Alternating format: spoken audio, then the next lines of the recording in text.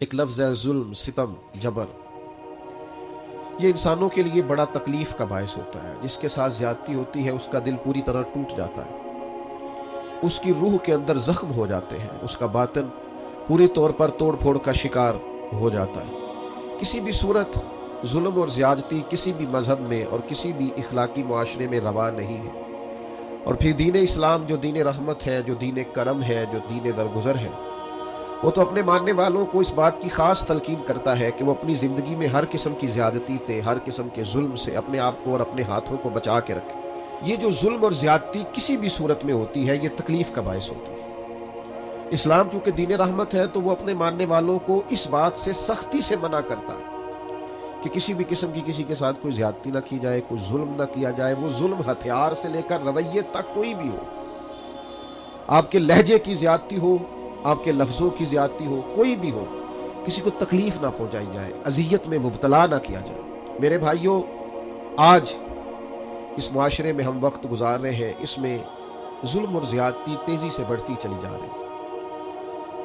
ہمارے سماجی ماحول کے اندر حق دبا لینا، ظلم کرنا، جبر کرنا، لوگوں پر الزام تراشیاں کرنا، عزتوں پر حملے کرنا، لوگوں کے بارے میں اپنا رویہ اس طرح کا کرنا کہ جس سے ان کو تکلیف ہو، یہ ہمارا معمول بن گیا. یاد رکھیے گا، جو دھلے ہوئے اور اجلے ہوئے چہرے ہوتے ہیں نا، ان پر ذرا سی بھی گرد بوجھ بنتی ہے.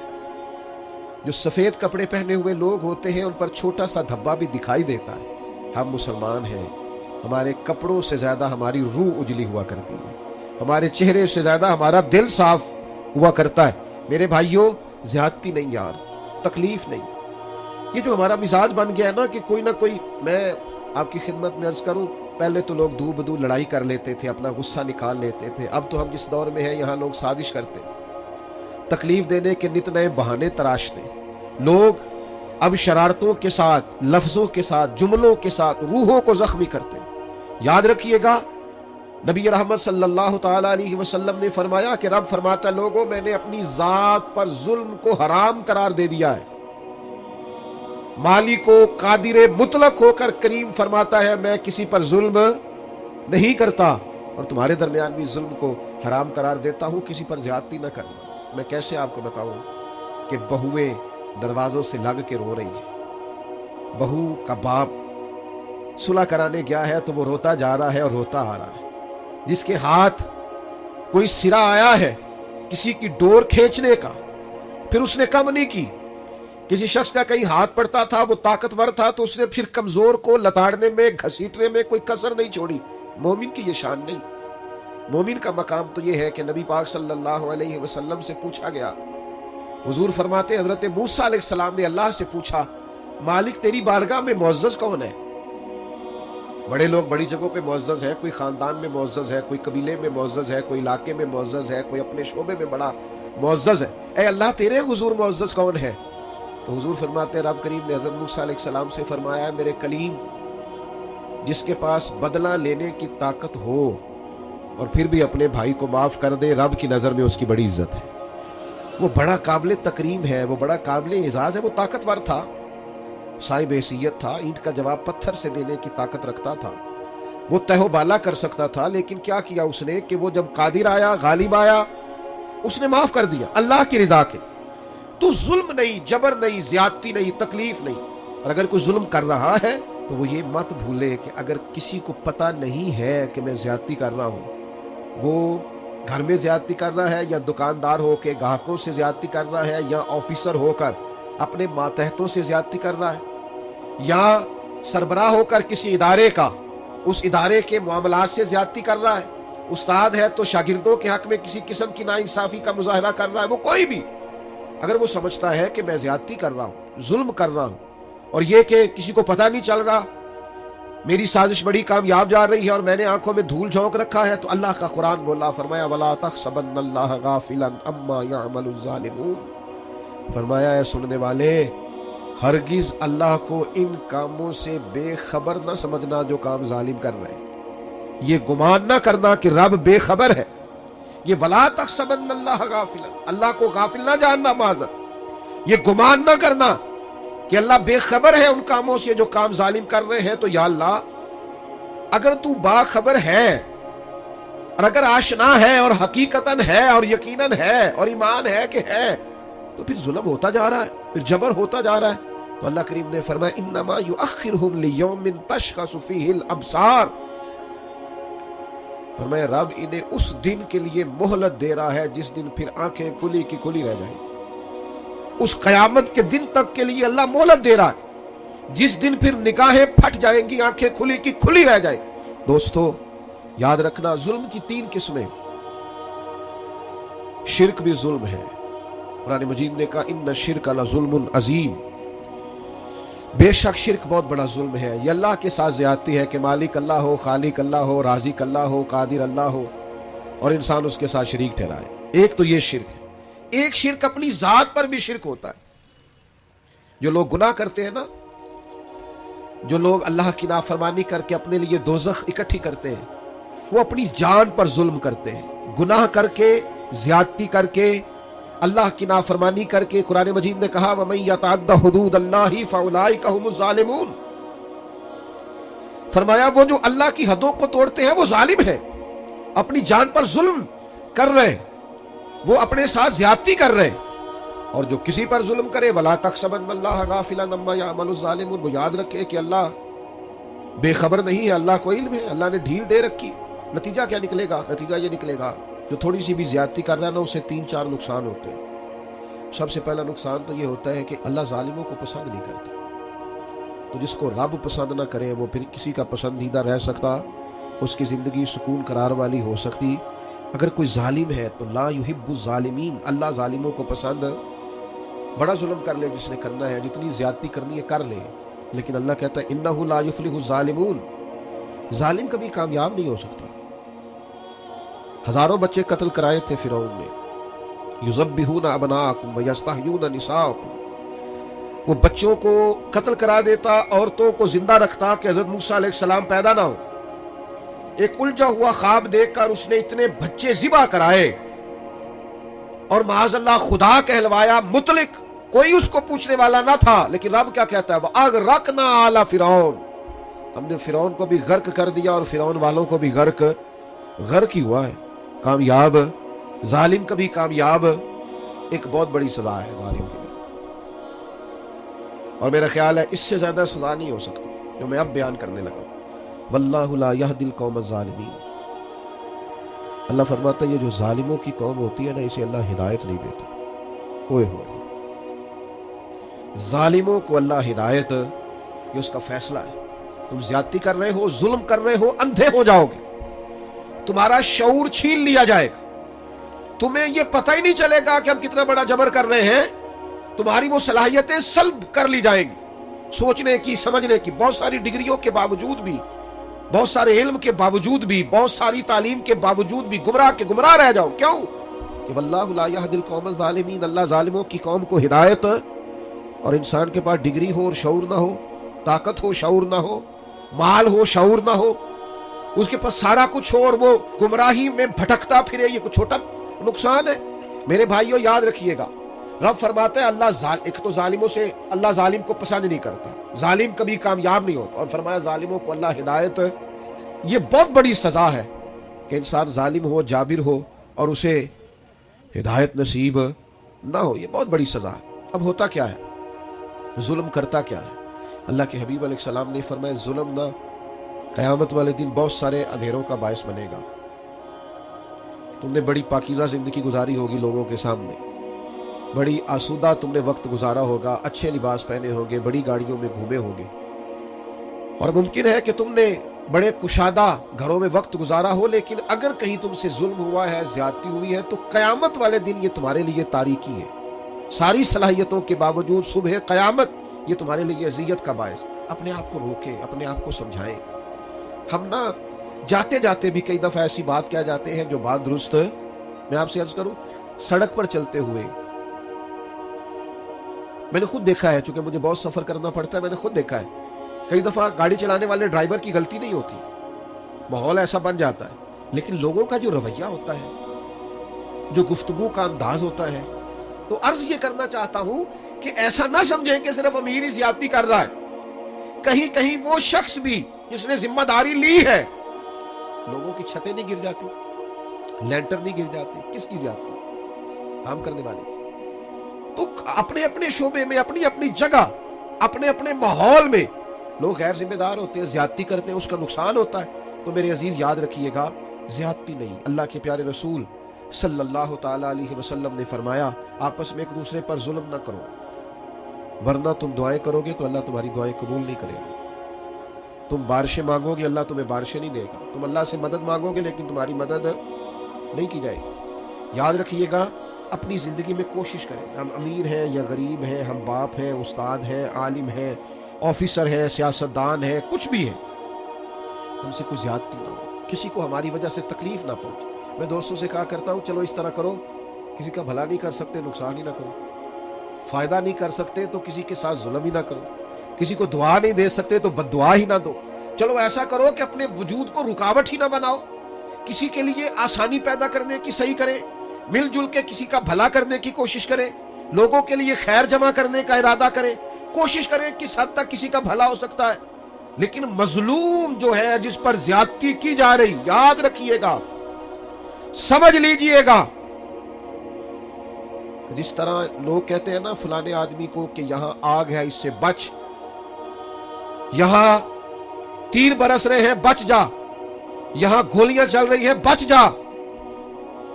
مظلوم کی بد دعا سے بھی اسی طرح بچنا چاہیے۔ جب لوگ کسی کو اتنا مجبور کر دیتے ہیں نا کہ بے بس ہو جائے اور وہ اور کسی سے کچھ نہ کہہ سکے، جب وہ اس بات پر مجبور ہو جائے کہ اب کسی کو کچھ نہیں کہہ سکا اور پھر وہ رو کے رب کے حضور عرض کرے، اس وقت سے بچے، مظلوم کی بد دعا سے بچے۔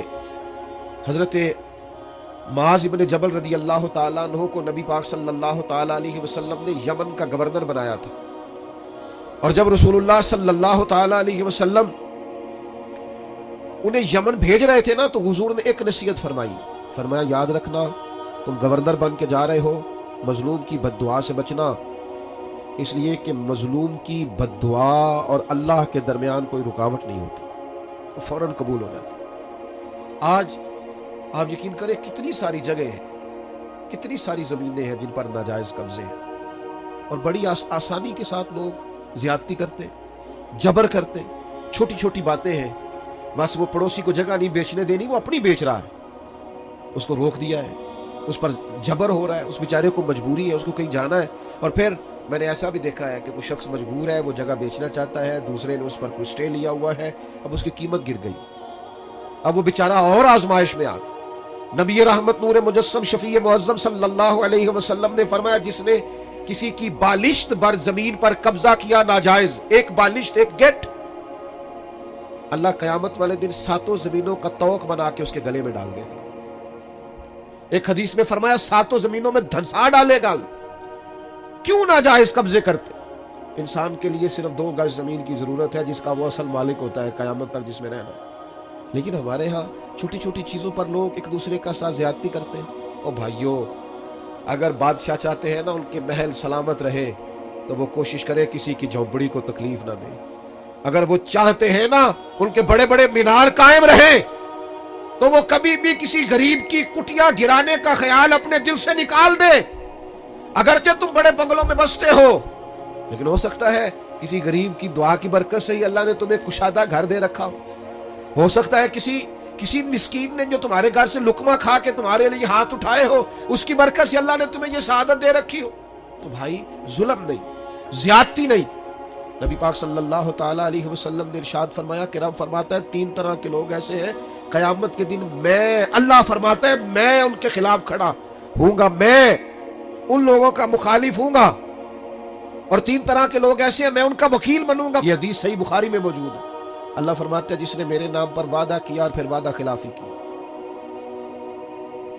میں اس کا فریق بنوں گا، اس سے پوچھوں گا۔ اور جس نے کسی آزاد کو بیچ کر قیمت کھا لی، غلام بنا ڈالا، قیامت میں اس کا فریق بنوں گا۔ سننا، نبی کریم علیہ السلام نے فرمایا، صحیح بخاری میں موجود ہے، رب فرماتا ہے جس نے کسی کو مزدوری پہ رکھا پھر مزدور سے کام تو پورا لیا لیکن مزدوری نہ دی، اللہ فرماتا ہے میں قیامت میں اس کا فریق بنوں گا۔ آپ یقین کریں مجھے مکے اور مدینے میں لوگ تڑپتے اور روتے ہوئے ملے ہیں کہ حضرت صاحب محنت کی ہے، مزدوری کی ہے، پر مالک نے پیسے نہیں دیے، تنخواہیں کھا گیا، گھر چھوڑا ہے، بچے چھوڑے ہیں، پردیس میں بیٹھے، لیکن لوگ سمجھتے ہی نہیں.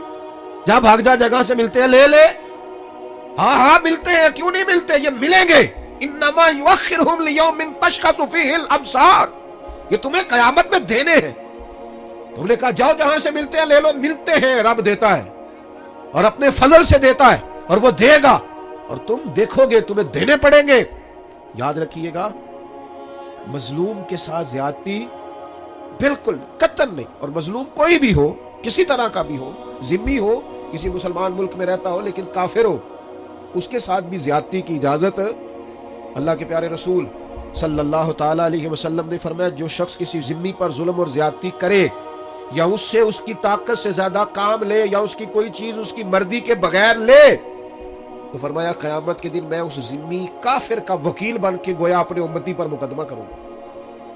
کیوں زیادتی کی تم نے، کیوں ظلم کیا؟ میرے بھائیوں، ہمیں نہ حساس ہونا پڑے گا، تھوڑا سا ان چیزوں کو سمجھنا پڑے گا.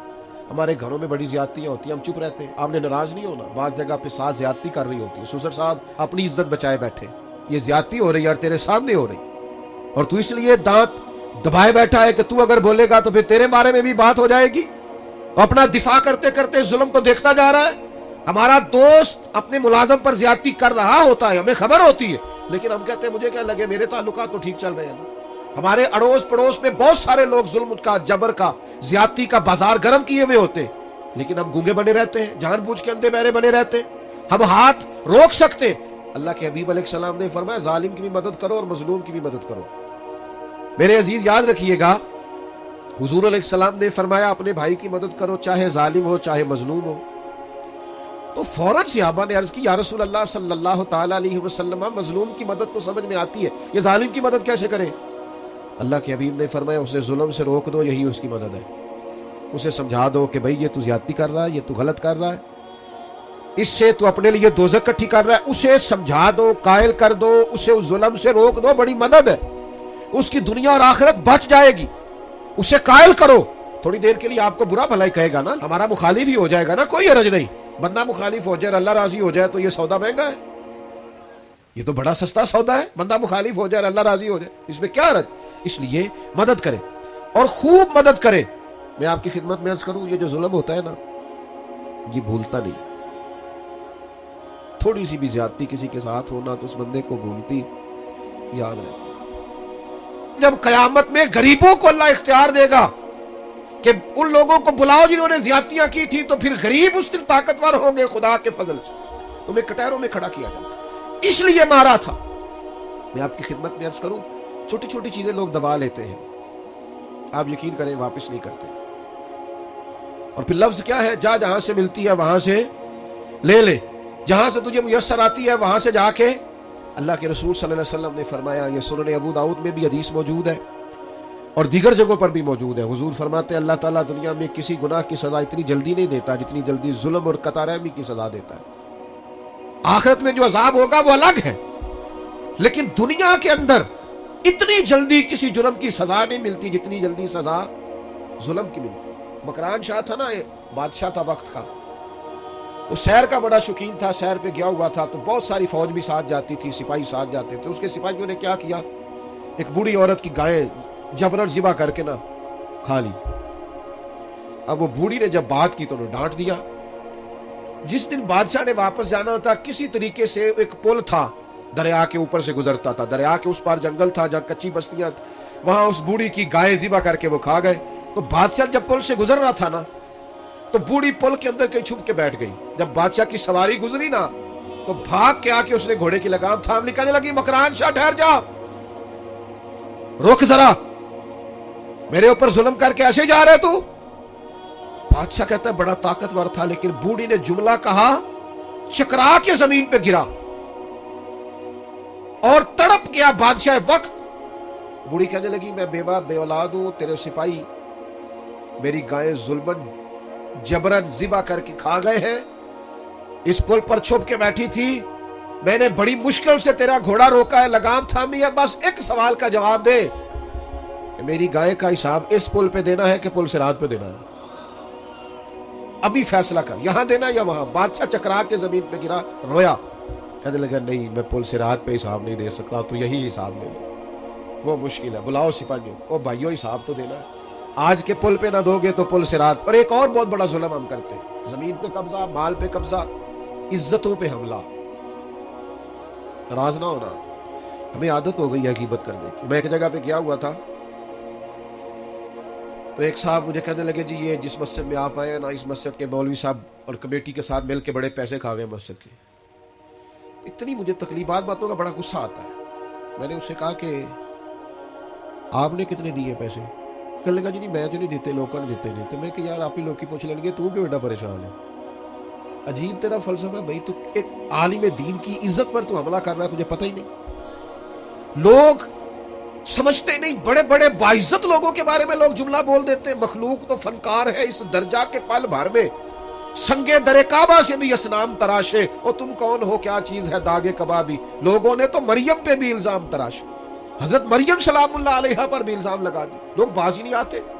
حضرت عمر کا زمانہ تھا، حضرت سعد بن ابی وقاص یہ 7ویں مسلمان ہیں، اور نبی پاک علیہ السلام کے ماموں ہیں رشتے میں، عشرہ مبشرہ، اور وہ بڑی لسٹیں جن میں بڑے بڑے بزرگ شامل ہوتے ہیں، سمجھ لیں اس لیول کے آدمی حضرت سعد بن ابی وقاص، اور ساری زندگی میدان میں گزاری، کوفے کا گورنر بنایا گیا۔ پتہ لوگوں نے کیا شکایت لگا دی، ان کو تو جی نماز نہیں صحیح پڑھانی آتی۔ حضرت سعد بن ابی وقاص سے جناب عمر نے پوچھا، اور یہ بخاری مسلم میں حدیث، آپ فرمانے لگے سعد لوگ یہ کہہ رہے ہیں، فرمایا مجھے اللہ کی قسم میں اس طرح نماز پڑھاتا ہوں جس طرح میں نے اپنے نبی سے سیکھی۔ لوگ باز ہی نہیں آتے، دیکھتے نہیں بندہ کتنا بڑا ہے، تیری زبان جس کی بارے میں مرضی بات کر دیتی ہے۔ حضرت سعد بن ابی وقاص رضی اللہ تعالیٰ عنہ سے کے بارے میں جب شکایات آئی کوفہ سے، تو حضرت عمر نے بندہ بھیجا، فرمایا تفتیش کرو، جس جس جگہ لوگ گئے، صحابہ گئے تفتیش کرنے، معلومات کرنے، حقیقت پوچھنے، ہر ایک نے جناب سعد کے لیے دعا کی۔ کہا اتنا اچھا آدمی، لیکن ایک شخص تھا اسامہ بن قتادہ ابو سادہ، وہ کھڑا ہو گیا، اس نے 3 باتیں کی، کہنے لگا جی دیکھیں کتنے بڑے آدمی کی عزت پر حملہ کر رہا ہے، کتنا بڑا ظلم کر رہا ہے۔ کہنے لگا جی ایک تو یہ لوگوں کو جنگ میں بھیج دیتے، خود نہیں جاتے، ایک مال غنیمت صحیح تقسیم نہیں کرتے، ایک فیصلے ٹھیک نہیں کرتے۔ حضرت سعد بن ابی وقاص 7ویں مسلمان، نبی پاک کے ماموں، قربان جائے۔ حضرت سعد کو بڑی تکلیف ہوئی، جب عزت دار آدمی کے بارے میں لوگ بات کرتے ہیں دل ٹوٹ جاتا ہے، تڑپ گئے اور عرض کرنے لگے، یہ بخاری مسلم کی صحیح حدیث جید سند کے ساتھ حدیث عرض کر رہا ہوں۔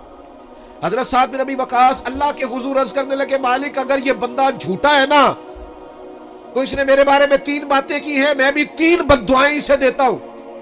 اللہ ایک اس کی عمر لمبی کر دے، ایک اس پر محتاجی غالب کر دے، ایک اسے فتنوں میں مبتلا کر دے۔ لوگ کہتے ہیں اس کی اتنی لمبی عمر ہو گئی تھی کہ یہ بھویں اس کی جھک گئی تھی اور گلیوں میں مانگتا پھرتا تھا، بڑھاپا تھا، چلا نہیں جاتا تھا، لیکن معاذ اللہ فتنے کا یہ حال تھا، اس حالت میں بھی لڑکیوں کو چھیڑتا، لوگ لانتے برساتے، کہتے تو کیا کرتا ہے؟ تو کہنے لگا لوگوں تمہیں پتہ نہیں، مجھے جناب سعد بن ابی وقاص کی بد دعا لگ گئی، یہ بد دعائیں پیچھا کرتی ہیں، نیند میں سراغ کر دیتی ہیں، مجھے بے چینی رہتی ہے، بے قراری رہتی ہے، مجھے اضطراب رہتا ہے، مجھے گھر میں نیند نہیں آتی۔ اور غور کر، تو نے بد دعا تو نہیں لے لی کسی مظلوم کی؟ سوچ، کسی کو تکلیف تو نہیں دے بیٹھا، کسی کا مال تو نہیں دبا لیا، کسی کی عزت پر حملہ تو نہیں کیا؟ نبی اکرم صلی اللہ تعالی علیہ وسلم نے فرمایا، مسند احمد میں موجود ہے، فرمایا مظلوم کی آہ اللہ ضرور بالضرور سنتا ہے، مظلوم کی، یہ یاد رکھنی ہے آپ نے حدیث، مظلوم کی بد دعا اللہ ضرور سنتا ہے، اگرچہ مظلوم فاسق فاجر ہو، اگرچہ مظلوم کافر ہو، اس کے کفر کا وبال اس پر، اس کے گناہ کا وبال اس پر، لیکن اگر کسی بندے نے اس پر ظلم کیا تو اللہ اس کی بات کو ضرور سنے گا۔ اور ہم تو عزت دار لوگوں کے بارے میں باز نہیں آتے، باوقار لوگوں کے بارے میں باز نہیں آتے، اولیاء صوفیاء کے بارے میں لوگوں کی زبانیں کھل گئی ہیں، لوگ بات سمجھتے ہی نہیں کس کے بارے میں کیا کہہ رہے ہیں۔ میں آپ کو یقین کے ساتھ کہتا ہوں، پہلے ہم یہ کبھی سنا کرتے تھے اور یہ ہمارے تجربے تھے، باتیں گزری تو ہمیں سمجھ آئی، تجربے سے گزری تو سمجھ آئی کہ تلوار کے زخم بھر جاتے ہیں، زبان کے زخم بھرتے ہیں۔ او میرے دوستو، کسی کو کوئی تھپڑ مارتا ہے تو وہ درد چند لمحوں کے لیے ہے، لیکن کسی کو گالی دیتے ہو तो वो जख्म भरता। और अगर अपने किसी प्यारे के बारे में बैठ के कहीं गीबत करते हो ना, मैंने एक दफा अपने एक दोस्त के बारे में उसकी गैर मौजूदगी में कहा था, मैंने कहा यार सारी दुनिया बात कर लेती, तू ना करता। तुझसे शिकवा नहीं बेवफाई का, पर तुझसे उम्मीद बहुत ज्यादा थी। तेरा तो प्यार था, तेरा बनता नहीं था, तुझे नहीं चाहिए था। और फिर आप एक बात आपको बताऊं, जिनके पास बैठ के हम गीबतें करते हैं ना, ये सगे नहीं होते, ये फौरन जाके सुनाते हैं। और आधी बात आपने की होती है, बाकी आधी उनके पास होती है। और कुछ लोगों को चस्का लगा होता है लोगों की इज्जतों पे हाथ डालने, ये काम कभी ना करें, और लोग कर देते हैं। मैंने अपनी जिंदगी में देखा है ऐसे वाकयात। एक बात आप मुझे बताइए, इतना बड़ा मजमा है, होता हद निगाह दोस्त ही दोस्त है। मुझे बताओ, हजारों में आप लोग हैं यहां, आज किसी बुजुर्ग आदमी के बारे में, स्कूल टीचर के बारे में, प्रोफेसर के बारे में, आलिम के बारे में कोई औरत उठ के कह दे कि इसने मेरे साथ 10 दराजी की है, तो लोग तफसील पूछेंगे जाके उस बंदे से कि तूने किया कि नहीं। किसकी मानी जाती है? कोई तफसील ही नहीं पूछता, कोई किसी तरफ जाता ही नहीं, कोई वजाहत ही नहीं लेता, बात घूम जाती है। और आप में 99 खूबियां हो, उसकी तशहीर नहीं करते लोग, लेकिन एक खामी हो तो ज्यादती करते, जगह जगह बात को घुमाते, और बातों का वजूद नहीं होता, वो बातें आम कर देते। हजरत सईद बिन जैद अशरा मुबशरा से आबी है, हजरत उमर के बहनोई है। ये वही हजरत सईद बिन जैद है जिनको हजरत उमर ने बड़ा मारा था कलमा पढ़ने पर। फिर इन्होंने कहा क्या तुझे भी ले जाए, सही हदीस में मौजूद है बुखारी मुस्लिम में। हजरत सईद बिन जैद पर एक औरत ने इल्जाम लगा दिया। आए, इज्जतदार आदमी मर जाता है जब कोई इस तरह का मामला करता है। उसका वजूद काट दिया जाए तो इतनी तकलीफ नहीं होती, लेकिन अगर कोई इस तरह उठ के कह दे, किसको बंदा वजाहत देता, फिर ये मुश्किल हो जाता है। इतना जुल्म एक औरत ने, और अशरा मुबशरा से अभी जिनकी जिंदगी इतनी महफूज है कि नबी पाक ने उन्हें दुनिया में रहते हुए जन्नत की बिशारत दे दी। मैं अक्सर दीनदार लोगों से कहता हूं, मुझे कोई दोस्त कहता है ना फलाना बातें करता है फलां आलिम के बारे में या फलां बुजुर्ग के बारे में, तो मैं कहता हूं लोगों ने तो नबियों को माज़अल्लाह और सहाबा को माफी नहीं दी, तुम कौन हो? बातें हैं करने दो। हजरत सईद बिन जैद पर इल्जाम लगा दिया, और इल्जाम क्या लगाया? इसने मेरी जमीन पर कब्जा कर लिया। मदीने का हाकिम था मरवान, मरवान के सामने इल्जाम लगा दिया। हजरत सईद बिन जैद हाकिम के पास तशरीफ लाए। हाकिम कहने लगा ये खातून इल्जाम लगाती है कि आपने इसकी ज़मीन पर कब्जा किया। हजरत सईद बिन जैद कहने लगे मैंने अपने नबी से सुना है जो किसी की एक बालिश्त ज़मीन पर कब्जा करेगा 7 ज़मीनों का तौक उसके गले में डाला जाएगा। ये हदीस सुनकर भी मैं ये काम करूंगा? कहा औरत कह रही है मैं इस हदीस को सुनने के बाद आपसे कोई वजाहत नहीं मांगता। हाकिम ने तो बात खत्म कर दी, लेकिन वो औरत मुख्तलिफ जगहों पे इल्जाम लगाती रही, मेरी जमीन पे कब्जा कर लिया, ये कर लिया, वो कर लिया। दिल टूट गया हजरत सईद बिन जैद का, तकलीफ में आ गए। तो फिर तड़प के हाथ उठाए, मजलूम थे ना, कहने लगे अल्लाह अगर ये औरत झूठी है उतनी देर तक इसे मौत देना देना जब तक ये अंधी ना हो जाए, और इसे इसकी जमीन में ही मारना, इसकी जमीन में इसकी कब्र बनाना। इतने इज्जतदार आदमी पे जुल्म किया, इल्जाम लगा दिया, इज्जत पे हाथ डाल दिया। लोग कहते हैं फिर वो औरत अंधी हुई, फिर वो दीवारों को टटोल टटोल के हाथ रख रख के चलती थी। लोग कहते थे क्या हो गया आंखों को? कहती थी सईद बिन जैद की बद्दुआ लग गई, ये दुआ लग गई है मुझे उनकी। टटोल टटोल के घूमती थी, उसकी अपनी जमीन में कुआं था, एक दिन अपने ही जमीन में अपने ही कुएं में गिर के मर गई। हजरत सईद बिन जैद की वो बद्दुआ जो की थी आपने, वो पूरी हुई। दोस्तों किसी को इतना न सताए कि वो हमारी शिकायत रब के हुजूर कर दे। अपने आप को समझाएं, अपने आप को नरम करें, अपनी तबीयत पर इन बातों का असर करें कि हमें किसी के साथ किसी किस्म की कोई ज्यादती, न किसी का माल, न किसी की ज़मीन, न किसी की इज्जत, न और किसी तरह भी किसी के साथ कोई जुल्म करना